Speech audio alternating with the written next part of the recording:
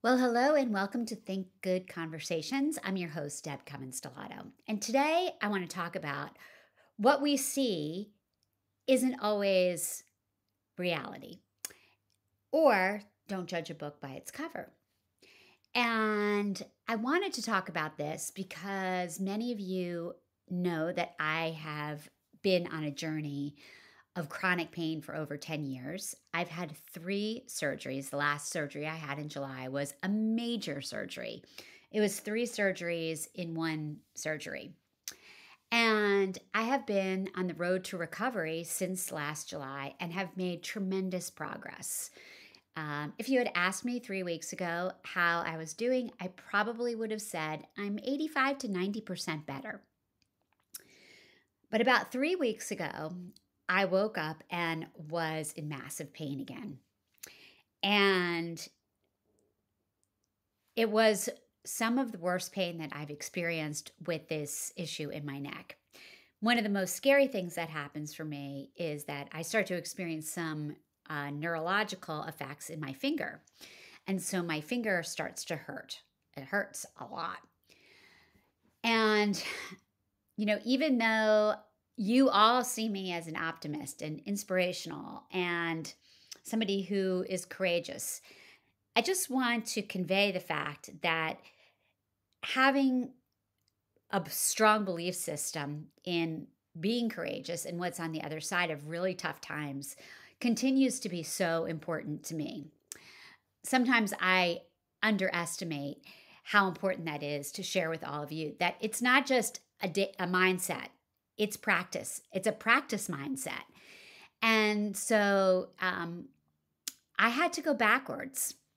And for any of you who've ever experienced pain or, to equate it to leadership, any of you who've ever started a project and made huge progress and then something came up that set you way back, where you had to go back to the beginning and start afresh, that's the experience that I've been having over the last 3 weeks. And my first reaction, and we talk a lot about energy leadership, was quite honestly pretty depressing. I burst out into tears. I kind of curled up in a ball. I isolated myself from others. And I asked a lot of questions like, why is this happening to me again? This just doesn't feel fair. I put in the work. It's taken me 9 months to get to where I am now. Why is this again? Why is this happening to me? Very catabolic energy. And over the last 3 weeks, I've had to deconstruct everything that I did to make myself feel better from the beginning of the surgery to now. And I had to do things that were not really pleasant for me. I had been able to stop taking all my muscle relaxers and pain medications. I had to go back on to a pretty regular schedule of that. Even though I love my physical therapist, it takes a tremendous time and chunk out of my day to go to physical therapy. And I have to schedule around my physical therapy.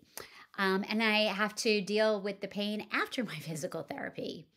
And when I went back to physical therapy, he said, it's pretty much horrible and I'm going to need to see you twice a week. And so here I was going back to those initial medications, going back to physical therapy, going back to wearing a neck brace when I needed it, going back to saying no to invitations because of my neck. And I wanted to share this story with you, not because I want your sympathy or for you to say, oh my gosh, Deb, that must be so hard. It is hard.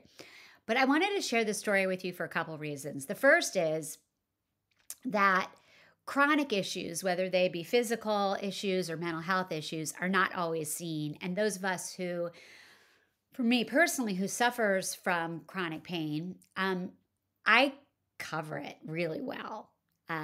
All last week through the book launch, I was not feeling well at all.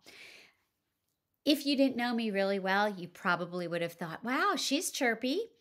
But if you did know me well, you would see the pain in my eyes. You would see that I was struggling. I was struggling to stay comfortable and struggling to keep my energy in a more anabolic place when I really wasn't feeling like it.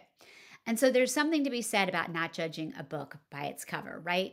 So many of us feel like we have to be on all the time, and we show up and we work hard to be on all the time.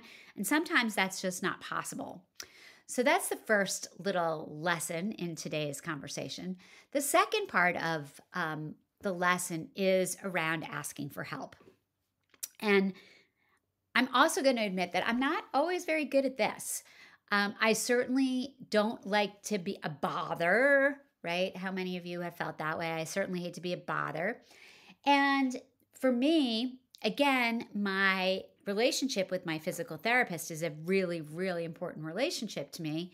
But I sort of equate going back to him as failure. And so for me to say, I'm not feeling well enough that I have to ask for help always feels a little bit like weakness.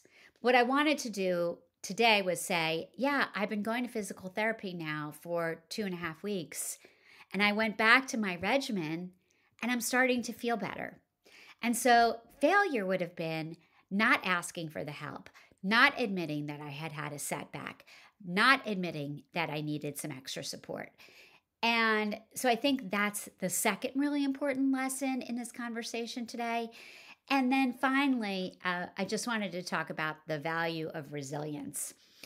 You know, when I started the Think Courageously part of my business, I had really thought many times about calling it something around resilience, because if you know my story, you'll know that I'm pretty resilient. But I want to go back to courage instead of resilience. Resilience is kind of grinding through something to me and hoping, not even hoping, just grinding through it until it gets better. But as I've had this setback the last few weeks, I've had to go back to a place of courage for myself.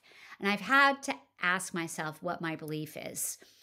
And I've had to realign my values and my beliefs, which I believe we have to do every day, to a place where, you know, thinking courageously is having the belief that we might go through multiple challenging things, but on the other side of all that is something really great. So my courage and my belief around my pain sometimes lives in a really simple place, which is having the ability to take my dogs out for a walk on a day like today. So I'm going to leave you with this note. We can do hard things. We can ask for help. Things are not always as they seem. And we always have the ability to draw on our courage. And with that, I'm going to put some sneakers on, put my pups' leashes on, and take them for a walk in the sunshine. Thanks for being here today. And as always, think good and think courageously.